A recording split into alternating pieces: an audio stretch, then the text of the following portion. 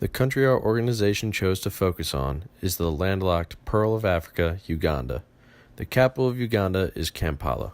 Uganda has a population of around 27 million and contains several ethnic groups, with the Buganda group being the largest.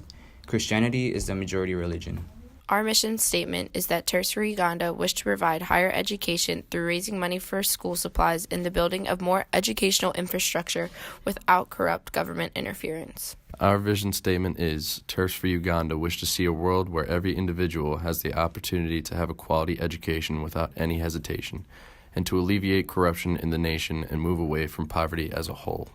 The percentage of children from ages 13 to 18 out of secondary school is a staggering 51%, with 21% being male and 30% being female. This showcases that there is a large percentage of children out of school, and it is important that they have access to a proper education. With a $1 billion budget that has been given to us, a lot of changes can be made. We've chosen to partner with 3 nonprofit organizations such as UNICEF, the Nelson Mandela Foundation, and the Uganda National NGO Forum. Our organization, Turks for Uganda, has 3 main development priorities, the first of which being reframing the country's political agenda. Lobby the government to enact anti-corruption laws. Partner with the Anti-Corruption Coalition Uganda, a non-profit NGO that fights and monitors corruption across all levels of government. Raise public awareness of corruption through promotion of UN's International Anti-Corruption Day on December 9th, and encourage citizens to speak up about corruption they witness through the establishment of a national corruption hotline. To ensure funds go directly to our goal, we will ensure accountability of our members and a monitoring of progress at the various projects Turks for Uganda will enact.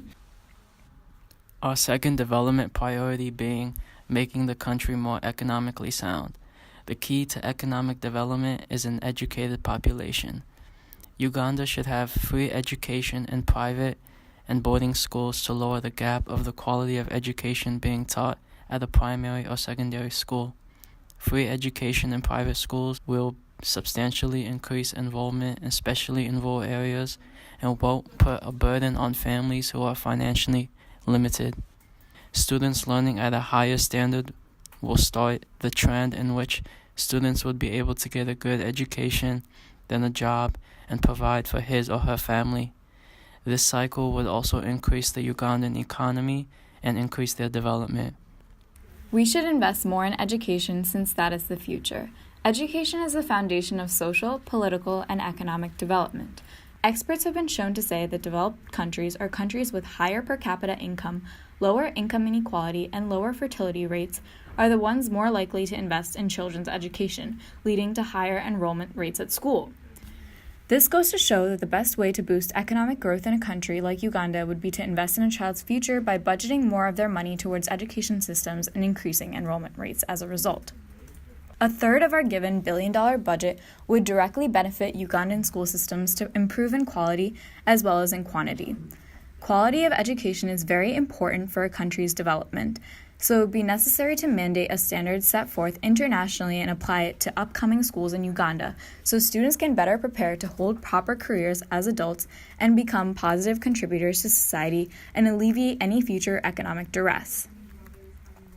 If any of these international tests fail, more resources can be put in place. Better school resources like smaller class sizes, more well-trained teaching staff, well-written textbooks, advancement in technological tools, classroom aids, expenditure per pupil, and amount of instruction time are proven to create sharper students, which too will help make the country a more stable economic environment. Our third development priority is creating opportunities for social advancement. While offering extracurricular activities and providing more resources for students will help a great deal, it is just not enough. Compulsory education is common in many developed countries and is becoming more popular in developing countries as well. These laws have proven to be very effective in increasing participation in education. Compulsory education dictates that a child must be enrolled in school for a selected number of years. President Yoweri Museveni introduced compulsory education to Uganda in 2008. However, his laws only enforce primary education. Because of this, there is a large drop-off between primary and secondary education in Uganda. Secondary school offers more in-depth education and is especially important for developing countries. With a third of our $1 billion budget, compulsory secondary education could be made possible. If Uganda were to create compulsory education laws for secondary schooling with this new funding, the enrollment rate would definitely see a significant increase. This would be a great investment for Uganda as higher education can reduce poverty rates and help spark economic growth. Another opportunity for social advancement would be sending teams over to Uganda with books and supplies to ensure better facilities. We will begin by holding a book drive where students here in America give their old retired books. Instead of just mailing the books over, it is necessary to send a team over to hand deliver these books to avoid the intervention of the corrupt government. It is important to make sure these books and supplies go to public schools and not private schools. While these students are over there, they will help with the foundation of creating more schools. It's important to create more schools because as of today, there are about 100 students in a classroom and only one teacher. Creating more schools would allow for more classrooms and the diffusion of students, thus creating smaller class sizes and a more efficient classroom setting.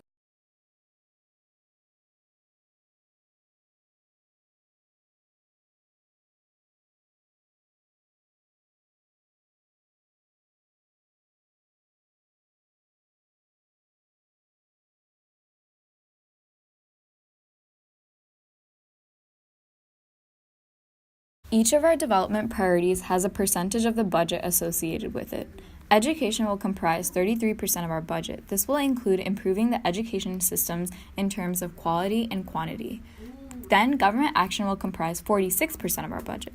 This will include lobbying efforts, stipends for TERPs for Uganda members, travel, and logistical costs. And finally, social change will comprise 21% of our budget, including benefit concerts and creation of ads and awareness campaigns. Subs for Uganda believes that with the contribution from the Luna Foundation, real change will be brought to Uganda.